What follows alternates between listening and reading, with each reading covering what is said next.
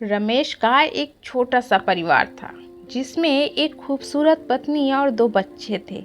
उसकी पत्नी और बच्चे हर हाल में खुश थे, लेकिन रमेश उन्हें जिंदगी की सारी ऐशो आराम देना चाहता था और इसके लिए वह प्रतिदिन 16 घंटे से भी अधिक काम किया करता था।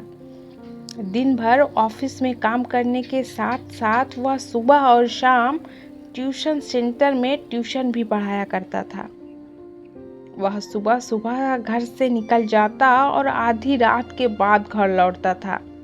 बच्चों के लिए उसका चेहरा देखना मुहाल था, क्योंकि सुबह सवेरे उसके घर से निकलते समय बच्चे सोते रहते और देर रात घर में कदम रखने के पहले ही सो चुके होते।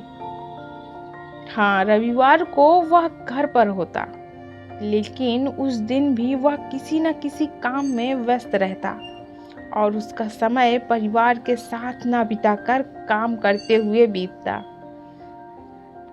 परिवार उसके साथ क्वालिटी टाइम बिताने का बस इंतज़ार कर रहा था।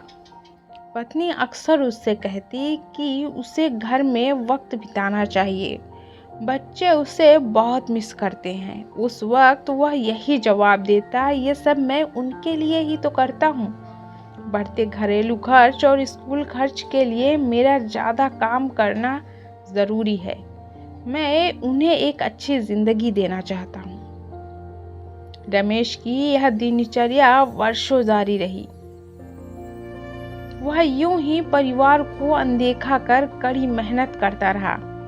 उसका प्रतिफल भी उससे मिला। उसे पदोन्नति प्राप्त हुई, आकर्षक वेतन मिलने लगा। परिवार अब बड़े घर में रहने लगा। खाने पीने और अन्य सुविधाओं की उन्हें कोई कमी न रह गई। लेकिन रमेश का यूं ही काम करना जारी रहा। वह अधिक से अधिक पैसा कमाना चाहता था। पत्नी पूछती कि आप पैसे के पीछे क्यों भाग रहे हैं? हमारे पास जो है हम उसी में खुश रह सकते हैं। तो उसका जवाब होता कि मैं तुम्हें और बच्चों को दुनिया जहान की खुशियां देना चाहता हूँ। बस कुछ साल और मुझे मेहनत करने दो। पत्नी चुप हो जाती। 2 साल और बीते। इन 2 सालों में रमेश बामुश्किल अपने परिवार के साथ समय बिता पाया। बच्चे अपने पिता को देखने, उससे बातें करने तरस गए।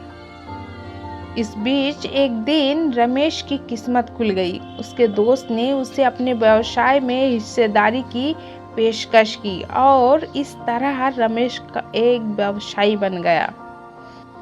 व्यवसाय अच्छा निकला और रमेश को पैसे की कोई कीमत नहीं रह गई थी। उसका परिवार अब शहर के सबसे अमीर परिवारों में से एक था। उनके पास सभी सुख सुविधाएं और विलासिता थी, लेकिन अपने बच्चों से मिलने का समय उसके पास अब भी नहीं था। अब तो वह बामुश्किल घर पर रह पाता। उसका अधिकांश समय घर से दूर बिजनेस टूर में बीतता। साल गुजरने के साथ उसके बच्चे बड़े हो गए। अब वो किशोर अवस्था में पहुंच गए।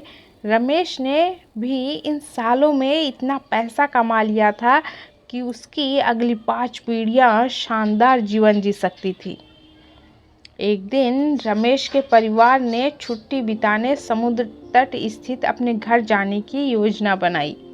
बेटी ने उससे पूछा, पापा क्या आप एक दिन हमारे साथ बिताएंगे? रमेश ने जवाब दिया, हाँ ज़रूर। कल तुम लोग जाओ, मैं कुछ काम निपटा कर 2 दिन में वहाँ पहुँचता हूँ। उसके बाद का मेरा पूरा समय तुम लोगों का है। पूरा परिवार बहुत खुश हो गया। वे समुद्र तट स्थित अपने घर पर चले गए। 2 दिन बाद रमेश वहाँ पहुँचा, लेकिन उस दिन उसके साथ वहाँ समय बिताने के लिए कोई न था।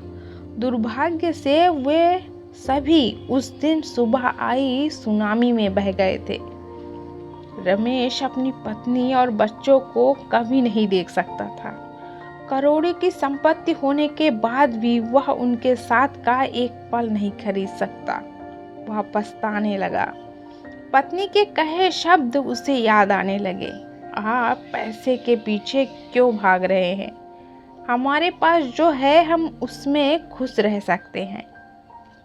इस कहानी से हमें यह सीख मिलती है, पैसा सब कुछ नहीं खरीद सकता, इसलिए पैसों के लिए अपने परिवार को महत्व देना कम मत करें। पैसा खो देने के बाद फिर से कमाया जा सकता है, लेकिन अपनों को खो दिया तो उससे आप कभी भी वापस नहीं पा सकते।